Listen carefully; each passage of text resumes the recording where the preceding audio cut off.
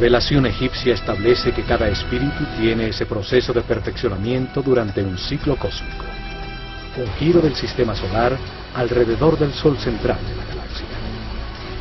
Durante ese periodo de tiempo, 25.920 años, el planeta Tierra pasa por cada una de las 12 constelaciones, de las estrellas que forman los 12 signos zodiacales en la bóveda celeste.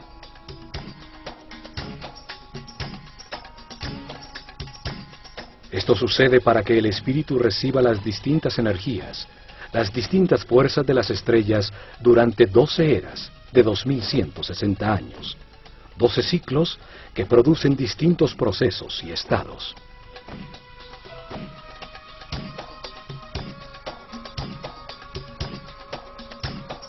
Mientras sucede ese giro, el espíritu reencarna unas 700 veces en distintos cuerpos, lugares, tiempos, circunstancias, condiciones y personalidades. En esas vidas, asciende del primero al séptimo nivel de conciencia.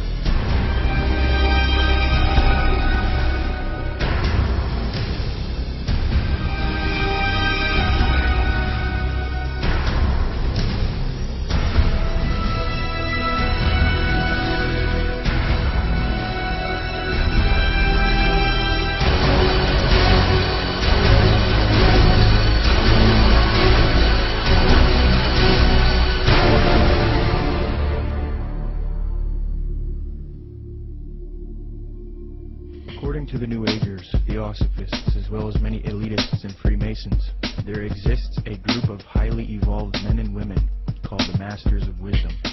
These powerful groups claim that Buddha, Krishna, Muhammad, and Jesus were all masters of wisdom, and that a being named Maitreya is the leader of these beings, who in turn is subject to the true leader, Sanat Kumara. New Age Theosophist Dane Rudhar concedes that the leader of the Masters, Sanat Kumara, is in fact Satan, according to the esotericists. Quote, Satan is an anagram for Sanat Kumara, who in the esoteric philosophy of India is the Promethean being who gave mankind the fire of self-conscious and independent individual selfhood, unquote. John Michael Greer, in the New Encyclopedia of the Occult, notes, quote, Satan has a possible echo in Theosophic lore, where the Lord of the world, the spiritual ruler of the earth, and the head of the Great White Lodge is Sanat Kumara, a lord of the flame who descended to earth from Venus in a fiery chariot some 6 million years ago. Theosophy teaches that Satan or Lucifer is actually a divine being who saves humankind and brings him consciousness. Many modern influential New Agers who are deceived by Theosophy repeat the same theme. David Spangler admits that Lucifer is a being that New Agers honor, and the light of Lucifer is the light of God. So indeed the Luciferian doctrine is fused into the New Age movement due to theosophy. Along with this doctrine is the belief that because of Satan, man is now thinking he will evolve, conquer the world, conquer nature, and become a god. In 1919, the theosophist Alice Bailey was supposedly contacted by one of these ascended masters, known as the Tibetan Dijwal Kul. From 1919 to 1949, Bailey would write 24 books, and according to her, she would do automatic writing, a new age way of channeling and letting the force write for you. Bailey would create Lucifer Publishing, which would distribute the works of Helena Blavatsky and the Theosophical Society. She would later change the name to Lucius Trust because Lucifer Publishing was too controversial. Lucius Trust evolved into a large New Age organization, and it is still active today. Lucius Trust is also directly associated with the United Nations. According to the United Nations International Geneva Yearbook 2009, quote, "The Lucius Trust is recognized by the United Nations as a non-governmental organization and is represented at regular briefing sessions at UN headquarters. The Lucius Trust is on the roster of the United Nations Economic and Social Council." Thus, Theosophy and the New Age are now fused into the United Nations, which gives a medium for the New Age agenda. The aim of corrupt organizations like Lucius Trust and the UN is to create a one-world government, New World Order, which is in accord with the supposed Age of Aquarius.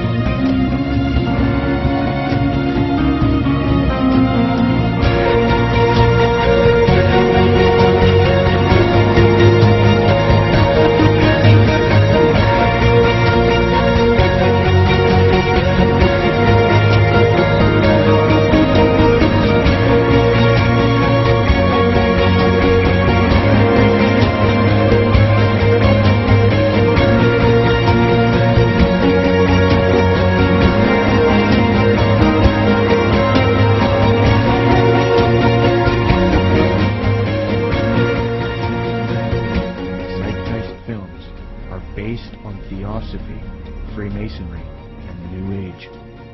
For those who are unfamiliar, in 2007, a man named Peter Joseph released a film called Zeitgeist. This film received millions of views on the internet and became very popular. Then in 2008, Zeitgeist Addendum, the sequel, came out. From there, Peter Joseph established the Zeitgeist movement. The first Zeitgeist film was divided into 3 sections. The second section was about 9/11 being an inside job. The third section was about the corruption of the Federal Reserve. I have no real issue with the last 2 sections. The first section of the film is what I have an issue with. Contained in this section is the modern belief system of the New Age movement, the Theosophical Society, and Freemasonry. It becomes quite clear that this film and movement, which has captivated so many truth seekers, is nothing more than the externalization of Theosophy, Freemasonry, and the New Age to the public. This is important because if it turns out that Zeitgeist is leading people into Theosophical and Freemasonic ideologies, it means that rather than standing against the New World Order, One World Government agenda, like the anti-New World Order movement is supposed to be doing, truth seekers are actually associating themselves with ideologies and organizations that are connected to the New World Order. Zeitgeist appealed to Acharya S. for this theory. These claims can be found in her book, The Christ Conspiracy. Interestingly, it was the founder of Theosophy, Helena Blavatsky, and the Marxist Theosophist Annie Besant who popularized these types of arguments and inserted them into the New Age movement.